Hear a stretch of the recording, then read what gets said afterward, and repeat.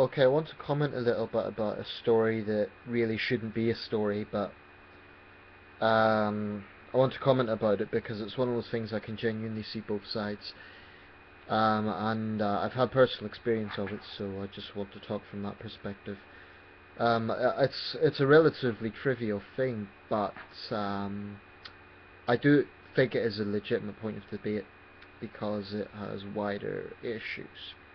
So basically, it's about a Harvard law professor who ran into a lengthy online dispute with a Chinese restaurant in Boston, Massachusetts. And he has subsequently issued an apology for the way he dealt with it. Um, so basically, this guy, Ben Edelman, wasn't happy because the restaurant charged him $4 more than the online price. He'd made an online order, and the restaurant charged him $4 more. Anyway, he made a huge issue out of this and threatened them with legal action and all sorts of things. The restaurant had initially offered to give him a $3 refund, but he said that wasn't good enough, and he also resented the fact they claimed they were legally protected. So it basically turned into a big issue, at least for Ben Edelman. Now there's been two sort of viewpoints here. One is that this is a classic example of elitism from Mr. Edelman, that he is completely overreacting and even bullying the small business. Um, on some hand, I can see why people would think that, because certainly, given some of the exchange, I'll put a link to this. Given some of the exchange that he sort of had, and some of the rhetoric that he was coming out with, and some of the threats that he was making, I think he definitely overreacted.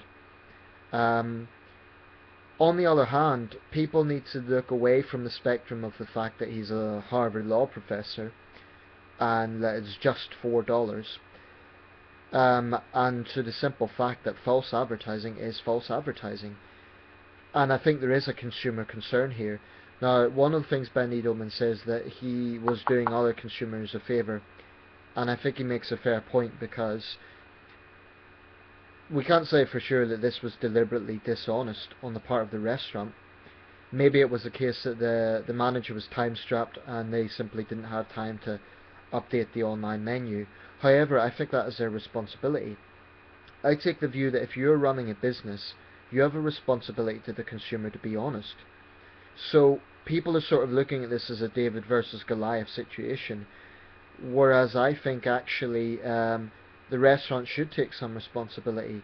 After all, they're running a public business, so an overcharge is an overcharge.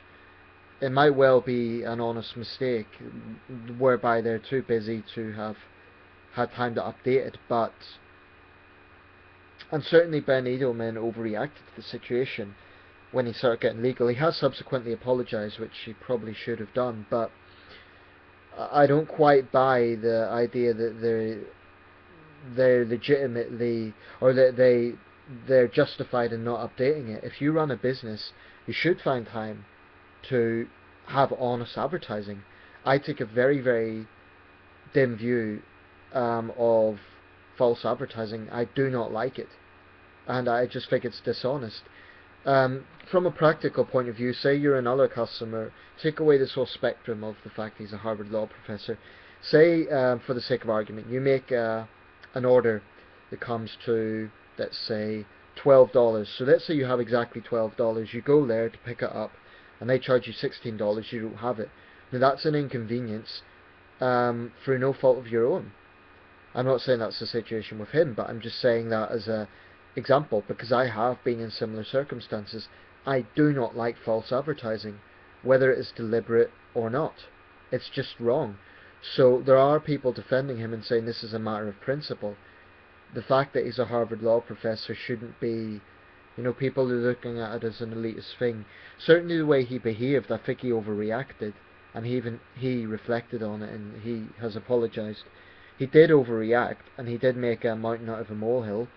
On the other hand, if we don't know if it was dishonest or not, if it was a deliberately dishonest move to try and get more money out of people, then the restaurant should be exposed, and they should be under scrutiny for doing that. Just think of how many other people they will have done it to.